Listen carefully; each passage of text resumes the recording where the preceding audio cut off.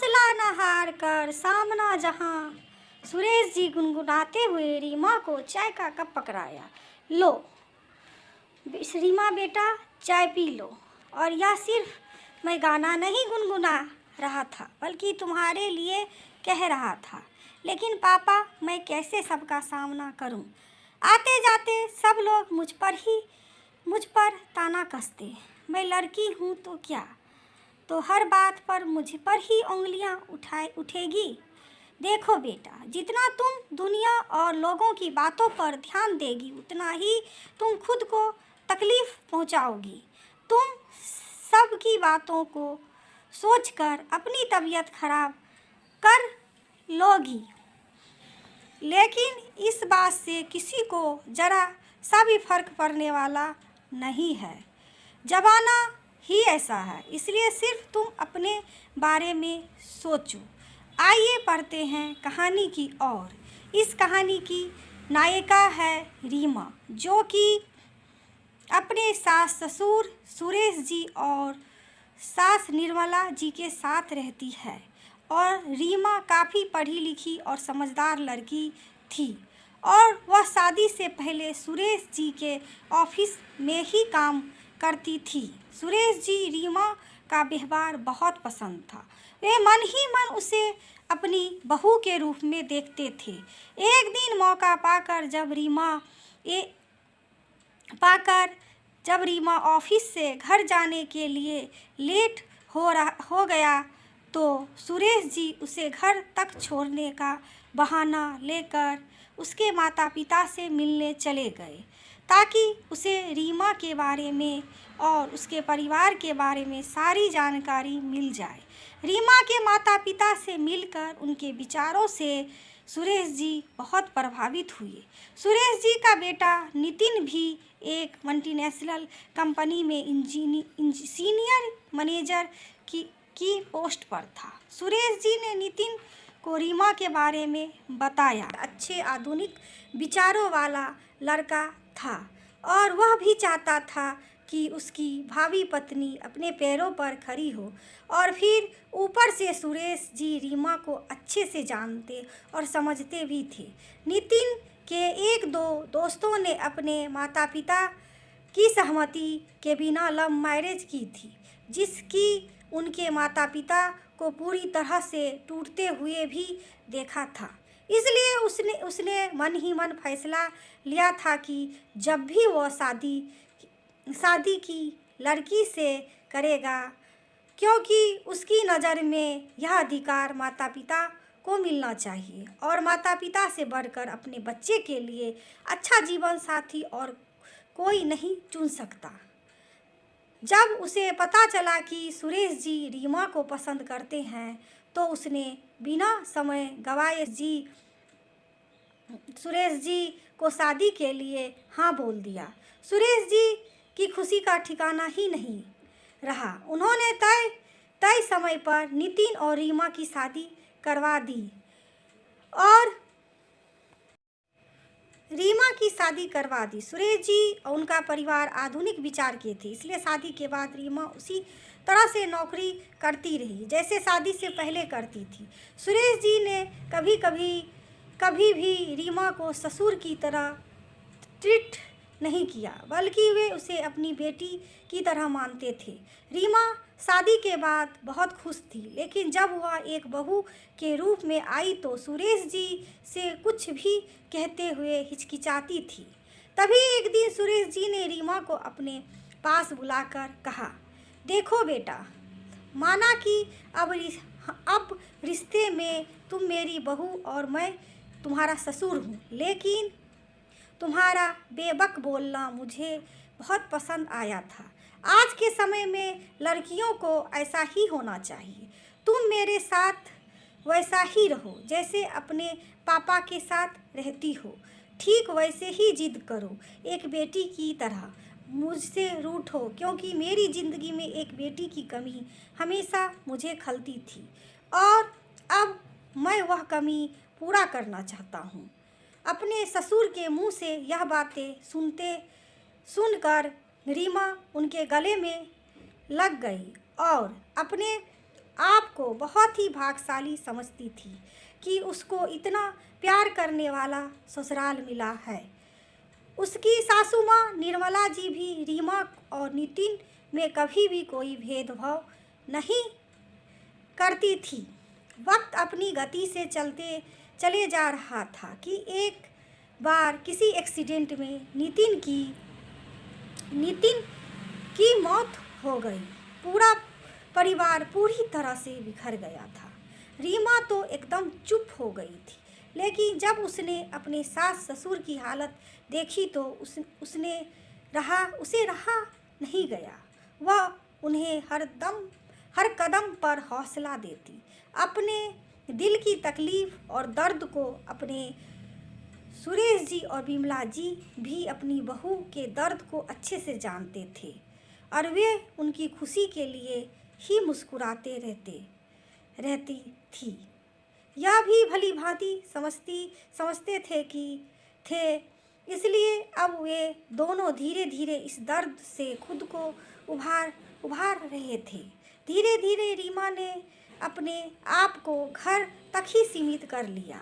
उसका बाहर कभी किसी से भी मिलना का मन नहीं करता और ना ही वह ऑफिस जाना चाहती थी। लेकिन सुरेश जी ने उससे जिद की कि वह ऑफिस दोबारा से ज्वाइन कर ले ताकि उसका मन लगा रहे। लेकिन वे कहते ना, जब किसी भी लड़की पर इस तरह की विपदा आती है या फिर उसका पति साथ नहीं रहता तो बिना उस लड़की के दर्द और तकलीफ को समझे उस पर उंगली उठाने में जरा भी देर नहीं करते। ऐसा ही रीमा के साथ भी हुआ। आइए चलते हैं कहानी के वर्तमान में। सुरेश जी की तबीयत कुछ दिनों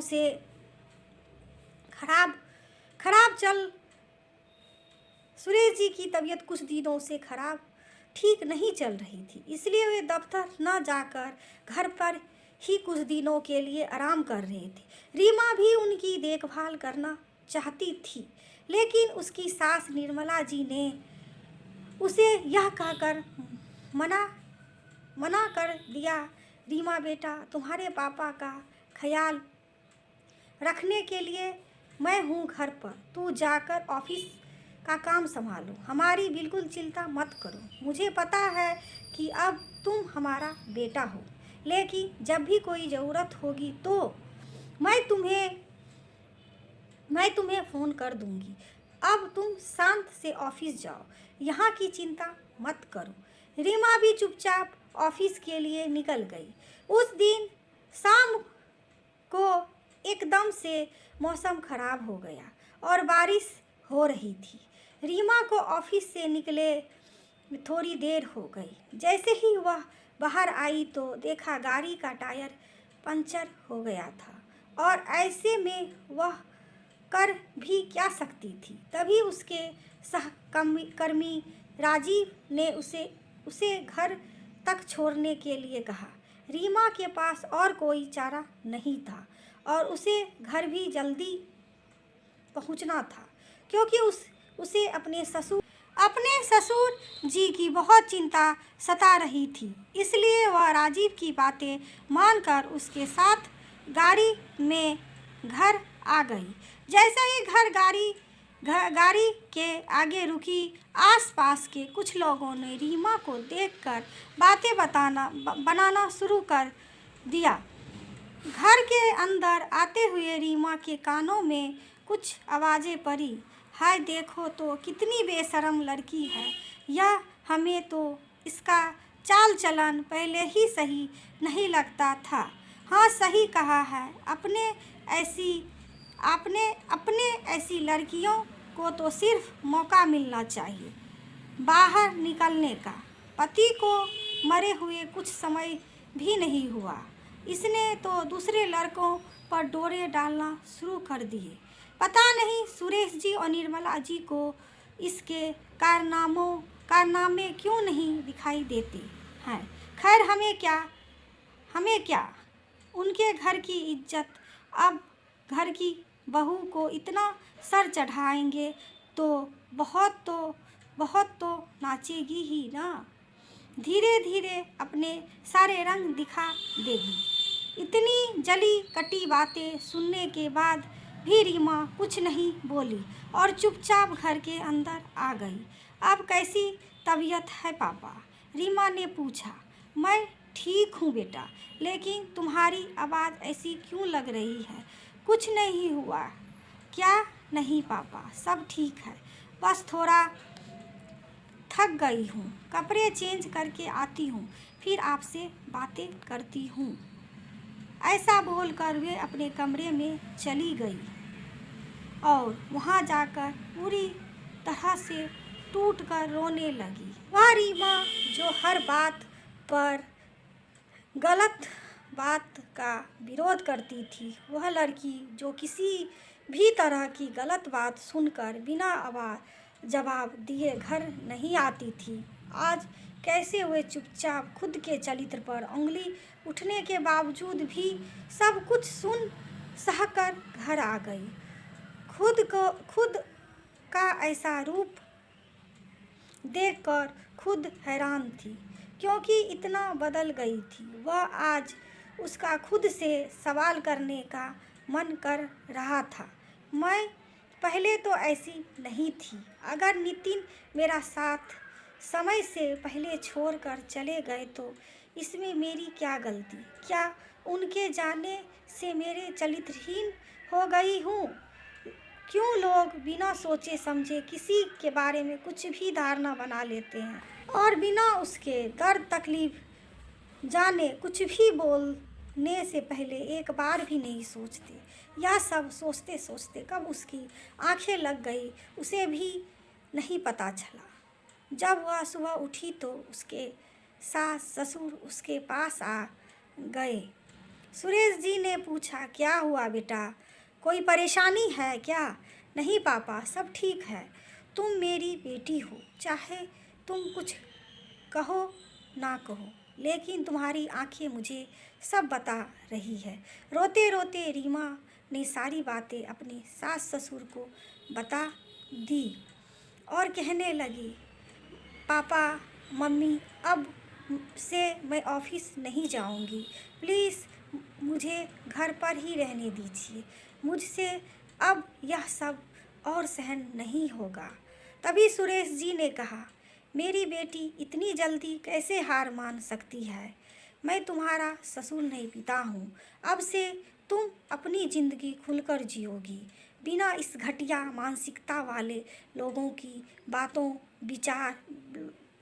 बातों का विचार करे।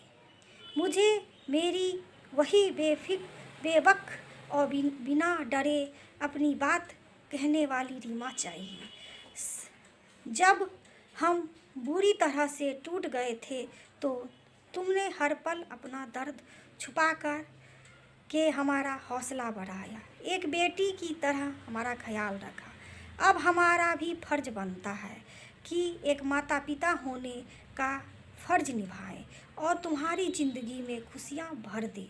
अब से तुम वैसे ही जियो जैसे शादी से पहले जीती थी। मैं तुम्हारे साथ हमेशा खड़ा हूँ। अपने ससुर के मुंह से यह बातें सुनकर रीमा उनके गले लगकर जोरों से रोने लगी, लेकिन आज उसकी आंखों में यह आंसू खुशी के थे। दोस्तों, ये कहानी आप सभी को कैसे लगी? यदि अच्छी लगी हो तो लाइक करिए, सब्सक्राइब करिए दोस्तों, शेयर करिए वीडियो को। वीडियो देखने के लिए आप सभी दोस्तों का धन्यवाद। थैंक यू दोस्तों।